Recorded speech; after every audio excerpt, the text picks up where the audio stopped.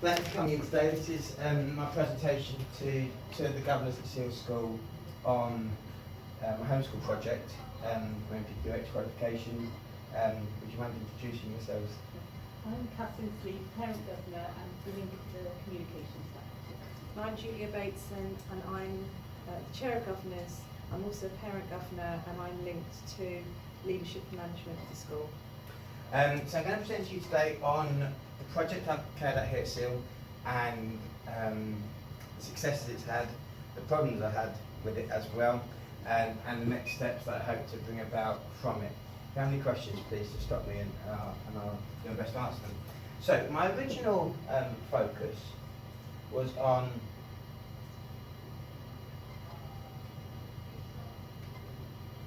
the development of the pupil premium provision at the school and the need to narrow the gap for disadvantaged students. I was very excited to take that on first. It was part of my associate senior leadership role at looking at pupil premium students and provision at the school. There was an issue with it though, which was namely that I had an extended period of absence due to a torn Achilles tendon, and thus my lack of time to do that project and give it its full dedication meant that I decided to try another one, because that one I feel needed to be done right from the beginning to the end in order that you had a continuity of approach, and I didn't feel like I was able to give it that time due to my absences. So I changed the project, and the focus on homework came about because sitting around the table on SLT, it came to our attention that actually homework was becoming an issue in the school. It was, as I'll get onto later, the biggest problem for homework, for behaviour points at one point. Certainly when I took it on board, it was over 300 in a 2-month period was behaviour points for homework or lack thereof. But we also widened it out thinking, well, hang on, what does this mean about the resilience and independent learning of our students in this school? And we know that they're not great at being resilient and independent at Seal. So we decided that actually we need to educate the parents in how to help their children best at home. And I've used educating there in the loosest sense of the word, more supporting and helping. And how we allow our students to become independent learners who see the value in homework and who see that it's an important part of the learning process. I also wanted it to tie into the school's development, and I was aware that there was a government drive to increase the popularity of the school in the community and to increase the numbers of students we get in year 7. So I hoped that it would also allow to have a positive impact on the perception of the community and how it was being perceived, and how this school was being perceived in the Hertford area, and hopefully means we could get more students in. So what has been done? In order to make that happen, I thought, well, we need to get more homework in, first of all. We need to involve parents in how to support their children. We need to get parents involved in how to support us as staff. And we also need to make sure that, like I said, students see the value in that, and that they want to be independent learners, and that they're resilient to failure as well. So I set up some parental forums to discuss the homework policy and the validity of the homework. What was being set, how was it being set, and did parents understand how it was being set? Were there discrepancies in how it was being set from teacher to teacher, from department to department?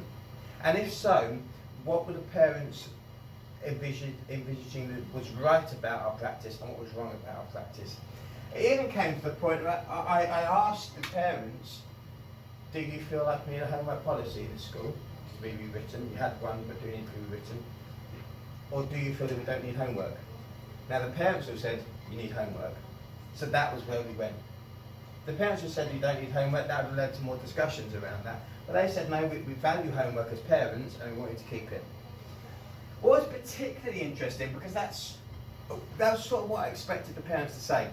What was particularly interesting though is when I gave out staff questionnaires, anecdotally, prior to the questionnaires, staff had said to me, students don't do homework, therefore there's no value in it.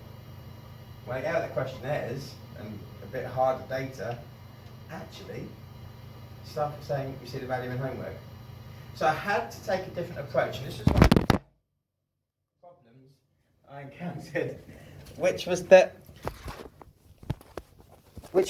I had to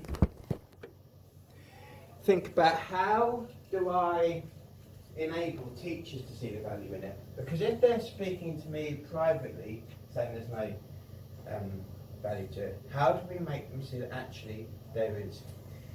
So I set up a staff focus group, and that worked in tandem with the parental forum. And what's particularly interesting, and I think testament to the community feel of this school, more so than many others I've worked in, was that several of that parental forum wanted to turn up to the staff forum, so they wanted to turn up to the parental forum and know what the parents were saying, so that they could impact more on their faculties, which I thought was a brilliant example of how this school works within its community and wants to work positively with its community, and really tries to do that. That's excellent. Yeah, That's what we want. It really was interesting to see as well, particularly the staff who weren't necessarily that confident in having those parental conversations, but wanted to come on and have the feedback, so that was excellent to see. I also had discussions around the SLT perceptions of homework, independent and parental feedback. There were, I feel like in any school, there's always that idea of what's always been done, sometimes we just have to keep plugging away with. And there was an element of resistance to change, which I think SLT were only reflecting what they were hearing anecdotally from staff. So a bit of resistance to change. Once that barrier had been broken down through the staff forums and through the information from the parental forums, it eventually cascaded up, if you like, and that barrier, that final barrier was broken down too. So, speaking to parents, what do you need to be done? How can we make this better for you? Showing my homework came out as a huge thing. Now, a member of staff who was in charge of showing my homework had left recently, just after I started this project. And so it was decided that I would take over the running of Show My Homework, which fitted in really rather nicely, because what it meant was that I was able to develop a new methodology around Show My Homework and how we use that in the school and how we explain that to parents. A lot of parents contacted the school saying, we don't know how to use Show My Homework. What even is Show My Homework? Students are saying, what's my login? Parents are saying, what's my login? So I gave some sessions around how to use Show My Homework for parents, and how even if you don't have a login, you can still look at the school calendar and it will show you, and things like that. And also having a person who they could come to and say, I'm having this difficult Show My Homework, has really helped. I've had several emails this year, I say several, many emails this year asking me for support and guidance on Show My Homework. I think that's really helped. I started out by doing a system where I would send out emails, positive emails to members of staff every single week, saying, well done, I'm really happy that you've set X amount of homeworks this week. And I would also check on the quality of that homework, so that I could say to staff, well done on setting X amount of homeworks, and I'm really happy to focus on this, on the differentiation or the way you set it for low ability students, so they can really clearly get the hang of what you're saying. That worked really, really well for the first 3 or 4 months. It started to tail off because, as always, with these new initiatives, when they start to get used to that and when the certain staff aren't getting those emails, there has to come like a secondary change point. Because I had the early adopters on board, and I had those people that just before the tipping point is where I felt I was. So I phoned up Show My Homework. So what do I do next? What's your advice for getting these next people on board? And they were very clear. They send out emails, and they send them to me, and I have a system set up whereby it sends out to middle leaders. So I'd gone from taking it straight to the teacher, now I'm involving middle leaders. So it's evolved over the course of the time I've been doing it. So middle leaders now get an email every single week about every single member of their faculty, which takes it out of my hands, which is I can concentrate on just looking at the quality of the homework being set. And it means that the middle leaders can challenge their departments and their teachers separately at department and faculty level, rather than it coming from someone who's in charge of showing the homework. And I have an overall strategic vision. Perhaps, if I'm being critical of what I did, I was perhaps a bit too managerial in the first aspect and not strategic enough, and now enabling me to just see it from a top-down perspective, where middle leaders have that role of checking, now to be much more strategic. Checking this appropriate for students, obviously important. We've got that a lot from parents. Actually, you're not helping us. You're setting homework that's the same for every child. How does that help us do it? We don't know what we're doing. I'll come to parent engagement a bit more in a moment. Independent learning, I also reinvigorated GCSE pod in school. And I made sure that was advertised to the students, because I don't think they knew it was available. Well, if they did, I don't think they were using it much. My daughter started using it as a result of the training. Good, excellent. That's very good news. And I think that you either knew it was there or you didn't. And if you didn't know, you were never going to know. So I gave some assemblies around this is what you do, and I've got to be honest with you, the GCSE pod is at my work, and it's an absolutely brilliant resource, but it allows the students to be independent. It allows them to show their independence, and I've got some really, really superb data that shows just how much they use that resource coming up. I also gave teachers training on using and explaining it, so use it in your lessons, use it as a starter, use it as a revision activity, not just for years 10 and 11, Key Stage 4, so year 9 as well, but also, if you're doing Frankenstein, I'm an English teacher, if you're doing Frankenstein, there's a brilliant pod on the context of Frankenstein that you can use for year 7. So use it as a teaching tool, use it as a resource in your lessons, but most importantly, give students the confidence to use it at home. And I think, as the evidence will show, that they really took that on board.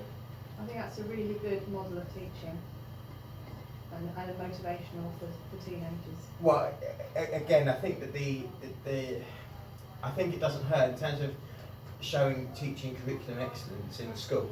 I don't think it hurts for them to see that we're doing the same as you, and that if it's good enough that if we're saying this is what you need to know, you can use it at home too. Absolutely fine. And also, from a parent perspective, when my daughter was talking about struggling in a particular area of revision, and I would say things like, well, what about using my maths, or she'd say, well, I've got GCSE pod, and I said, well, go and do that then. And she would then talk to me about it and go and do it. So. And I think that one thing that came that leads me on to parent engagement quite nicely, because what came through loud and clear when I talked to parents was that we needed to get a positive conversation about learning going on at home. There was a conversation about school, which is possibly different from a conversation about learning. See, it's no different from lots of other schools in that a lot of the parents whose children come here have come here previously, and they potentially have had a negative view of school for right or wrong reasons. They therefore see the school as being a negative place, and this happens across the country, and that when they come into it, they don't want to hear someone's been badly behaved again, because they're getting that turn, and it brings them back to all that negativity when they were here. So I've tried to flip the conversation for parents, really tried to flip it, and the way of doing that is this is what we've come to after several forums. It's taken 3 or 4 to get here, but I'm really happy with what we've produced. We've produced a booklet for every single student, individualised, personalised, which is going to go out October next year, after the first data drop, because it's going to have data in it. And it's going to be personalised to the extent that it's for your target grade. So if your target grade is such and such, your 6 pointers of what to do at home will be here. And it's a aid memoir for the parents to say, this is how you go about helping your child if their target's an 8. This is what you need to do at home. This is what you need to be doing. So it's flipping that conversation and saying, look, we're telling you how to support us. We're telling you what to do.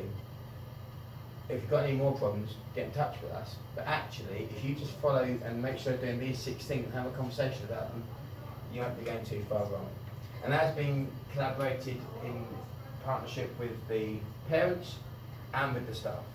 So the impetus came from the parents, and then it went to staff, and they produced the booklet, and then I've simply collated it. I wouldn't take credit for it, but the idea came from the parents from those parental forums. But you said you didn't want to be so managerial, you wanted to Correct. delegate, so Yes. that's an example of you doing that. Absolutely, yeah. Yeah, so me telling, having that strategic oversight to make sure that what we're producing is of good quality. So, what have the results been this year so far? We've had a sustained improvement in the amount of quality of homework being set. So the Show My Homework data shows that we've improved term on term back on the amount of homework being set on Show My Homework by staff. So very positive sign. They've had more logins from parents. Very positive. They've had more logins from students. So again, more positive there. So it's being used, and the quality of the homework being set again is better than it ever has been, in the sense that there's more differentiated homework on there. There's more homework that speaks to different abilities. There has been a slightly inevitable drop off in the final part from the beginning of May to now, which I think will flip on its head with the GCSE pod results, because year 11, year 13 have been set more revision type tasks. But you would expect that. Absolutely. That's natural. And there'll be longer term revision, so you'd Yeah. only be setting 1 per 2 weeks as opposed to 1 per week. So there's been a bit of a drop off there. But also, we're unusual as a school in that we don't send our students off on study leave on maths, only individual ones where it suits them. Yeah. The majority of year 11s come back and are taught right up to the day before their GCSE, and so they're doing that kind of revision and that homework, but with their teachers. Absolutely. So yeah, you wouldn't necessarily set it. You're absolutely right. The amount of behaviour points for non-completion of homework I did it in 2-month blocks to make it fair, the comparisons. The amount of behaviour points for non-completion of homework has decreased from 228 in October to November, to only 69 in May to June. So, assuming all other things be equal, which I think we have to, for this particular piece of analysis, you have to say that obviously there's been improvement there. The GCSE pod usage in October to November was 83 pods in terms of a cumulative amount. I would anticipate you'd see a jump, just because people are getting close towards GCSEs and